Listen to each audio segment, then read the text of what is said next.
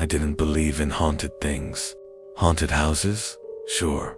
You can stuff a house full of stories, and it'll echo with them the way old wood echoes footsteps.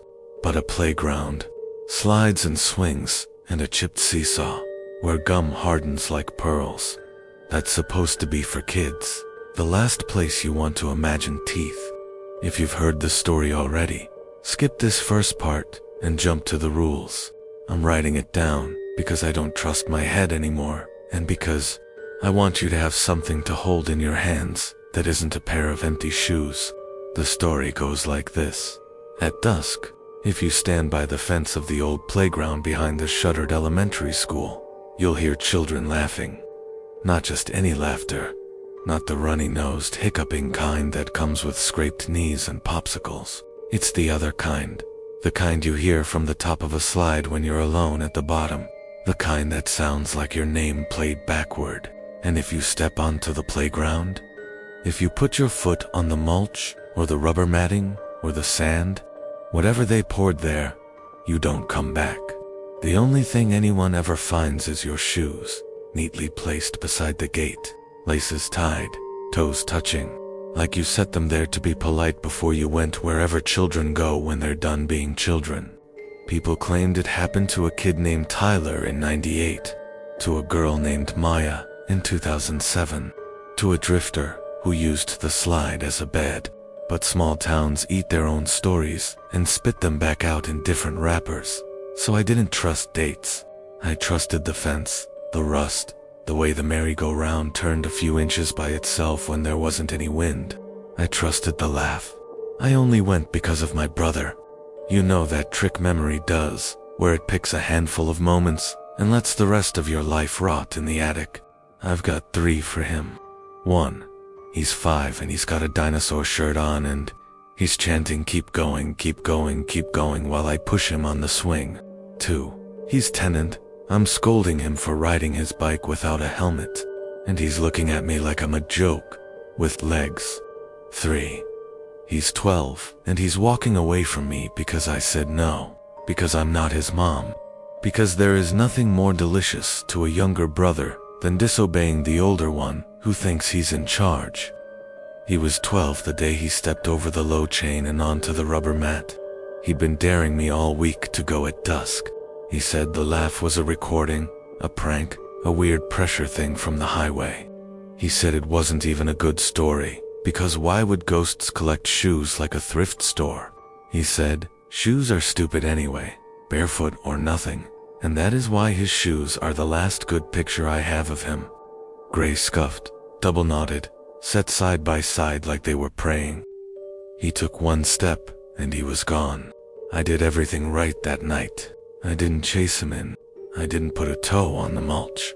I didn't call his name because the second rule, the one I learned from old women who pretend to be crazy so people leave them alone, is that you never give your name to a playground that asks. It will use it like a rope. I stayed outside the fence and called for help, and my throat turned into raw meat, and my hands went numb from holding the chain links. So hard the rust peeled away, and the cops came, and the neighbors came, and my mother didn't come because she couldn't look. He never came back. I spent years hating everything that wasn't the ground where he should have been. I moved away. I learned to sleep to noise. I told everyone he ran away because he was one of those kids, the kind who don't have a switch between okay and gone. I built a life with no playgrounds in it, and when I realized that wasn't possible, I learned which parks to avoid at certain hours. The world has more playgrounds than churches. Then last month my mother's neighbor sent me a video. It's grainy, shot through her window on a dying phone. The clouds are the color of old bruises. A chain-linked fence like aluminum bones. The camera wobbles, which means she was scared, which means I believe her. You can hear it right away. The laugh. You can argue with a lot of things in this life, but you can't argue with sound once it's got your bones. Dusk laughter is different. It's elastic. It's in the throat and the playground at the same time. It doesn't rise and fall like a human breath. It pulses, like a light someone forgot to turn off. It filled my apartment while I watched her video. and I felt my brain go back to being a kid, to counting pushes on a swing, to the way the cold chain bites your hands and you don't let go, because letting go is falling, and falling is a choice you make with your fingers. She sent a second clip. The gate was open in this one, just a little, enough to be an invitation and not enough to accuse anybody of anything. The laugh came again, and I swear to you, I swear to anybody reading this, it knew I was listening. I got on a bus the next day. I brought a backpack with a flashlight, a spool of salt, a Polaroid camera, because phones lie about faces, and one of Eli's old shirts because if you're going to invite something, make sure it recognizes what it's getting. I got off 2 blocks early and walked the rest, because I needed to hear the laugh before I saw the fence. I needed to feel it in the world and not trapped in my head. It was there. It was worse. Sound doesn't live in the air at that playground. It lives in your ankles. It creeps up tendons. It makes the tiny bones in your feet want to run. They've boarded up the school. Plywood, where children used to look out. There's a mural of handprints that stops abruptly at the edge of the playground fence, as if even paint understood where not to step. The merry-go-round is the old kind, metal and mean, scratched with names that have been eaten to pale scars. The slide is newer, plastic, a tube with a bend in it that hides whatever's underneath.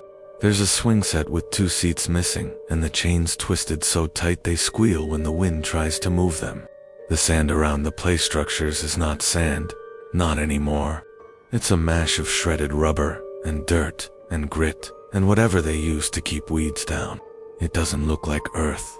It looks like the ground chewed something and didn't like it. The gate was open. Of course it was. It always is, in the stories. This is not a new story. The latch hung limp, dusted with something that looked like ash. There were shoes beside it, 4 pairs. A pair of tiny light-up sneakers, still faintly blinking, as if a dying heart lived in each heel. A pair of flats with a bow pressed perfectly round. A pair of work boots with gravel ground into the soles, and a single black dress shoe with its twin missing. Shoes should not be frightening. They were. If you're still reading, this is where you stop and memorize the rules. I learned them the way everyone learns rules, by breaking them and hoping no one was watching. Rules for the empty playground. Do not speak your name. It is a handle. If you must call yourself anything, lie in a way you'll remember. Do not step onto the ground inside the fence after dusk. If you must, do it at noon. If you must at dusk, be ready to lose something. It is always shoes by default because it is polite. It can be worse. Do not look into the slide. The slide is a throat. Throats have other ends. You don't want to see the uvula on this one. If the swings move without wind, do not count the swings. Counting is an agreement. They will count you back. If you hear your name, walk away. If you hear anyone else's name, whatever you do, do not be helpful. Bring salt, not as a cure, as a reminder that you have a body and it still owes you. If you must leave something behind, make it yours. Not a coin, not a borrowed glove, yours. It will take what you offer, and sometimes that's enough. If you see shoes, do not straighten them. They are arranged the way they are for a reason, and the reason is not yours. Whatever you do, do not play. Do not put your foot on a rung, your hand on a chain, your face to the window, in the plastic dome. I stood at the fence and I said nothing. I put the backpack down and took a picture with the Polaroid. It spat the square into my hand, and I shook it the way you're not supposed to, and watched it ghost in. There was the slide, there was the there were the shoes, there was the open gate. There was a smudge near the top of the slide I told myself was a shadow. The laugh came. The Polaroid in my hand flexed like something was breathing under the film. I didn't run. I should have. But grief is an anchor, dressed like a cape. It makes you think standing there is bravery, when really, it's just the easiest way to drown. "Hey," I said, and my voice sounded like it had been left in the sun. "Hey, I brought you something." I pushed Eli's shirt through the fence. It lay there in a heap, dinosaur face down, the way laundry does when it knows it's not wanted. The laugh changed. It sharpened. It turned into something like whispering. It took me a second to realize the whispers weren't words. They were the tick-tick of a bicycle wheel cooling down after a ride. They were the small complaint a swing chain makes when a child jumps mid. They were the scattered percussion of pebbles hitting a slide after a handful is thrown up it, for the joy of hearing them rattle down. They were sounds that do not exist without hands. Something moved in the plastic bubble window at the top of the play structure. If you don't know the part I mean, it's a dome kids press their faces to, so parents can take photos. The kind that turns your nose into a pancake and your smile into a threat. Something moved there, behind the grime. A smudge with eyes. I closed my eyes. I didn't mean to. It was a reflex. Like ducking when someone tosses you a ball too fast. Like stepping off a curb when a horn makes your heart go crooked. I closed them, and in that dark, the laughter bloomed like mold. When I opened them, the shirt was gone. I did not see it move. I did not see any little hands drag it away. I did not see any small bodies. The sand, the mulch, the weird rubber, whatever, undisturbed.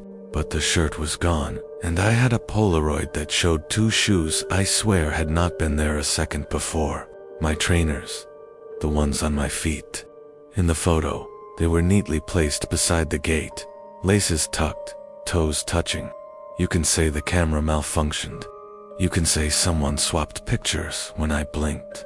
You can call me a liar because that's easier than calling the ground a mouth. I get it. I'd do the same if this weren't my hands. I looked down. My shoes were still on. My laces still double knotted. My toes still warm. But the picture in my hand had decided a future for them that I wasn't ready for. That's when the swings started. It was subtle. One chain trembles, then the next. The seats pivot like sentries deciding whether to salute. The wind picks up and it's nothing. It's October, pretending to be teeth. Then the chains twist, and I hear that sound the whole town knows. The spider wail of two chains rubbing together. The seats rise. There's no wind now. The trees on the far side of the parking lot are still. The flag at the shuttered front door is an old tongue that refuses to say anything. The swings move anyway. I did not count. I wanted to. The human animal loves numbers when it's afraid. Numbers feel like fences. I looked at the ground. I looked at the Polaroid. I told myself, if I could keep my breath steady, none of this would have to be real. Do you want to play? A voice asked. No. Not in my head. Out loud, with breath. With the little lift at the end that means the mouth that made it learned to ask in a way that would work on adults. I looked up. The dome window was not a smear anymore. A face pressed against it from the inside, flat and distorted, the way faces always are behind cheap plastic. There was no nose. There was no lip. There were eyes. They weren't black like coins. They were wrong in a way I don't have a good word for. Like someone had colored them with marker and then licked their thumb and smeared it. Not empty, smudged. The outline of an iris where an iris didn't belong. Do you want to play? It asked again, and my name came after the question in a voice like a kid reading it off a attendance sheet. You know when a substitute teacher says your name wrong but makes it yours anyway by making everyone laugh. Like that. I did not tell the playground my name, I swear it. But names are lazy in small towns. They get left places. They hang on fences with backpacks and forget to be private. No, I said, because I believe in saying the word they don't want. No, I don't. You already are, the voice said, and then something small slapped the inside of the dome and left a handprint.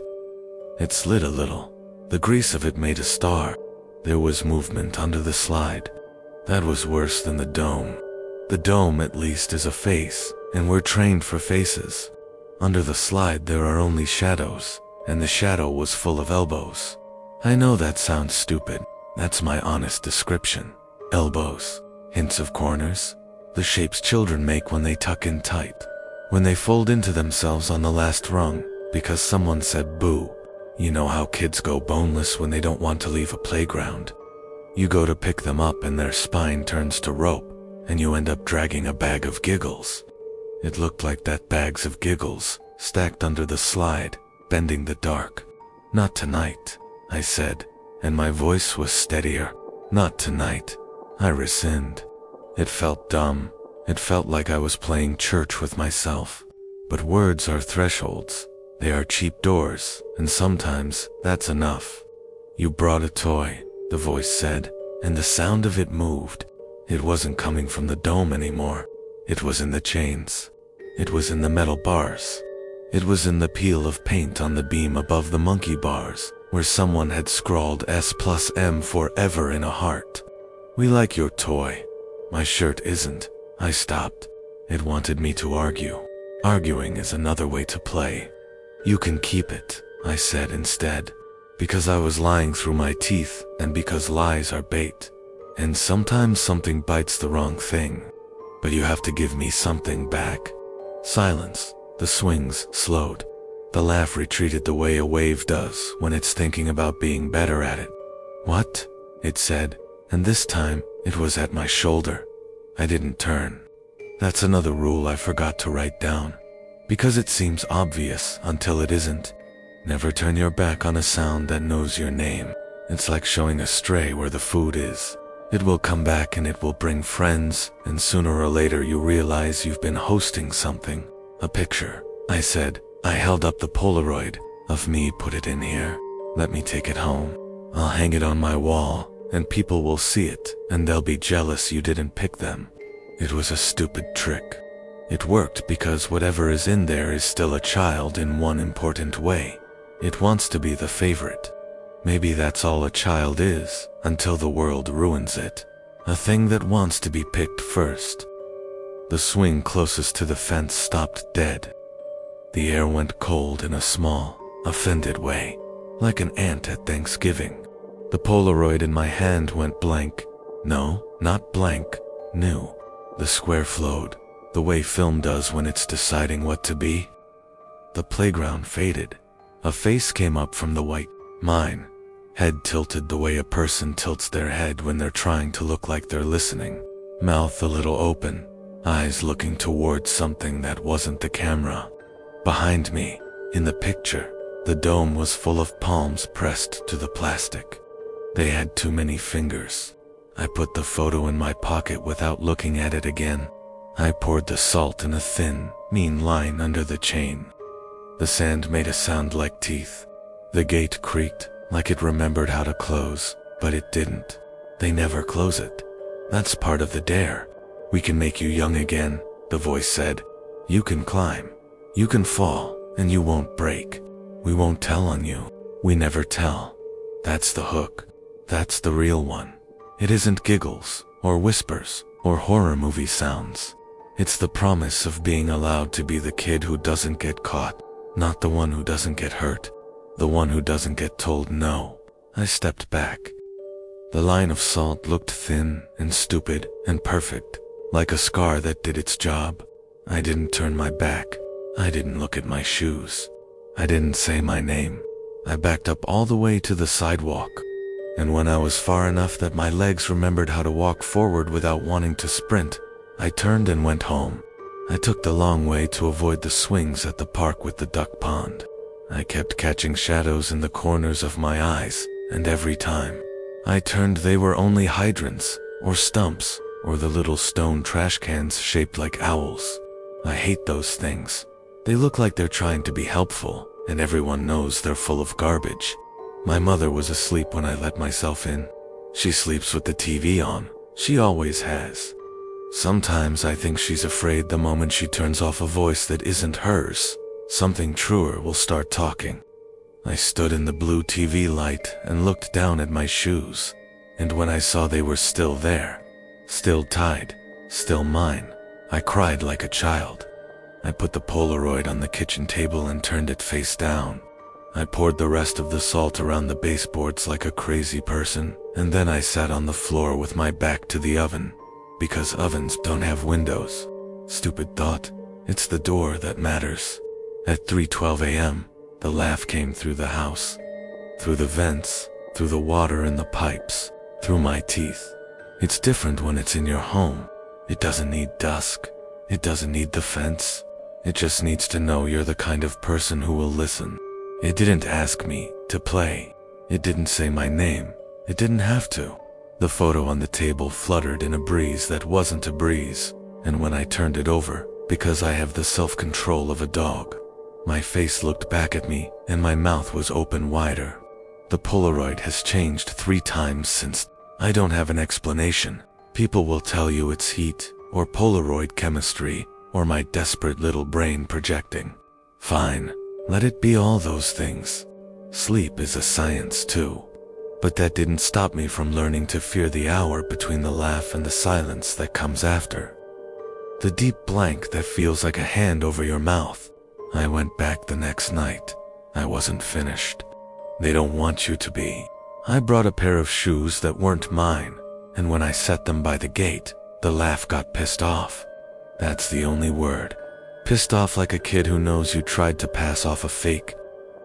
The shoes skittered across the sidewalk by themselves and thumped against my ankle like a dog. I picked them up and stuffed them back in my bag, and the zipper caught my skin, and I bled on the sidewalk. And the laugh sighed like someone getting their way. I brought a tape recorder the night after that. The old kind. I pressed record before I left the house. When I got home, the tape was blank. Not hiss, not noise. Blank, like silence had teeth and ate anything else that tried to live there. In the morning, when the light was honest and the coffee machine sounded like a friend, I pressed play again and heard a single sound, a shoe scraping on rubber, a little scuff, a child's foot stopping at the line their mother painted in their head. I turned it off and threw it in the trash and took the trash out and shoved it deep into the can in the alley, because I didn't want my house to know I'd brought something home that belonged to any night. I went again. I cannot tell you how many. The nights blur. It never asks the same thing twice, but it gets closer to the kitchen door in different ways. Sometimes it uses kids' words. Sometimes it uses mine. The exact phrases I said to Eli when I thought that if I said them the right way I could be a wall. Sometimes it knocks. Not on the front door. On the inside. On the cupboard under the sink. On the underside of my bed. A little knock. Polite, because it learned that from us. It only needed one family like ours to teach it manners. I keep my shoes beside the bed now. Not in the closet. Not at the door. Beside the bed, with the toes touching the baseboard. It doesn't like that. It wants them by a gate. It wants ceremony. The small rebellion comforts me like a stupid prayer. If you're reading this because you're brave and you think you'll go prove the town wrong, don't. If you're reading this because you've already gone and you're not sure what followed you home, the rules are the same. Don't say your name. Don't play. Don't count. Don't be helpful. Put your shoes under something heavy. Salt the sills. If the laughter comes through your vents, turn on all the faucets until the sound has to choose between being water and being a voice. It hates that. It will sulk. If you're reading this because you lost someone there, I can't help you. I'm so sorry. You will hear them. You will hear the laugh curl into the shape of their breath. It will get the tempo right, the little catch, the way they used to inhale before they said your name. You will think you can distinguish them from the rest of the noise. You cannot. The playground is a choir. It doesn't stop when one voice drops out. That's its trick. That's why the shoes are always arranged like someone else did it. The ones still in there can't tie laces anymore. Last night, I dreamed I was under the slide. Not in the dark, in the space just before it. That wedge of shade that smells like piss and rubber and forever. I dreamed the slide had another slide inside it, and another inside that, like a throat swallowing throats. I dreamed there were hands on my ankles, and they were kind. Not tender kind, the way a nurse is with a patient who won't stop apologizing. The way a mom is when she lets you climb on her back, even though her bones are tired. I woke up with cramp lines on my calves, like small fingers had convinced my muscles to hold still all night. The Polaroid on the table has my mouth wider now. I don't remember opening it. I don't remember anything after the moment the laugh started, and the freezer hummed, and the clock decided to be a statue. In the latest version, my eyes are the wrong kind of shiny, not crying. Polished, like someone rubbed a thumb too hard over the part that sees. There are kids in this neighborhood who still try to jump the fence. There are adults who dare each other and then never talk again. There's a woman who runs at dawn and who now crosses the street 2 blocks early and pretends it's because the sidewalk is smoother. Everyone has a reason that isn't the real reason. We put our shoes on and we call that courage. I went there today at noon because everyone says noon is safe. It isn't. Not really. It's just louder. The birds were screaming. A lawnmower chewed a patch of nothing. A truck hissed. Distantly, a child laughed. A real child. The kind with snot, and the sound went right through me, because it made me remember the difference. And then the grief came, and then the anchor, and then the cape, and here I am. Writing you this so I don't have to put my head down and listen to the house, see what I'll do next. I put a little sign on the fence. Don't, that's all. Someone will think it's a joke and peel it off. Someone will add the word be, a coward in Sharpie. That is not the same thing. Cowardice is running when you should stand. Refusal is standing when you should run. Learn the difference. It will save your shoes. The last time I was there at dusk, the swings moved, and the dome filled with palm prints, and the laugh tried something new. It stopped. Just stopped. The quiet hit me so hard, I thought I'd gone deaf. Then, softly, from under the slide, the sound a child makes when they can't get their breath because they're laughing too hard. The air turned cold, in a way I recognized from winter days, when the skin inside your nose sticks to itself. A small voice said, he said no, and a dozen others repeated it like a game. He said no. He said no. He said no, like counting coup. I had the stupid thought that they were proud of me. I turned and walked home and left the gate open, because it's always open. It's always open because that's the point. The point is not to trap you. The point is to see if you'll be polite about it. I'm ending this here because the laugh is at the window glass and I don't want to teach it any new tricks by writing what I would say if it knocks again. My brother's shoes are in my closet, in a clear plastic bin that smells like rubber and time. Some nights I take them out and set them beside the bed, toes touching, laces tied, and imagine what a good ghost would do if it wanted to give me peace. Then I put them back because I'm not interested in good ghosts anymore. I'm interested in being rude enough to live. If you go, go at noon, and go alone, because it will use anyone you love as a reason. Leave your phone in the car. Bring salt. Bring a photo you're willing to let change in your hands. Do not step in. Do not count. Do not say your name. Do not fix the shoes. Do not answer when it asks to play. You do not owe play to anything with a laugh like that. And if you hear it after you come home, in the vents, in the sink, in the place the bed slat's grown, put your shoes under the bed with the toes touching the wall and say, in a voice that belongs to you and not to the part that wants to be picked first, not tonight. Then try to sleep. If you dream of sand stuck to your knees, if you dream of the sound of sneakers on rubber, if you wake with your mouth open wider than you remember, do not check the Polaroid.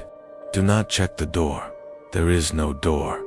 There is only a line, and whether you step over it. There is only dusk, and whether you pretend it's just the sky playing with colors. There is only a fence and the laugh that lives in your ankles, and the choice that steals friends and brothers and strangers, and sometimes, I think this is true. I think this is what kills me. Sometimes it doesn't steal them. Sometimes they choose. Sometimes we all do. If anyone asks why we keep finding the shoes so neat, tell them it's because the playground is teaching us manners. Tell them the only rude thing left we can do is keep them on. So this is my warning. The playground doesn't care if you believe me. It doesn't care if you think this is a story. or if you laugh about it with your friends. The laugh will still wait for you at dusk. The gate will still hang open like a smile with too many teeth, and the shoes will still be there, lined up polite, waiting for a new pair to join them. If you're listening to this and you hear children outside your window when you know there are none, don't look. If you wake to the sound of a swing's chains squealing in the dark, don't count them. If your shoes aren't where you left them in the morning, don't ask who moved them, because once the playground knows your name, it doesn't need you to step inside the fence. It just needs you to listen. And if you're listening now, if the laugh has already started in your bones while you're listening to my voice, then it's too late. Your shoes will be next.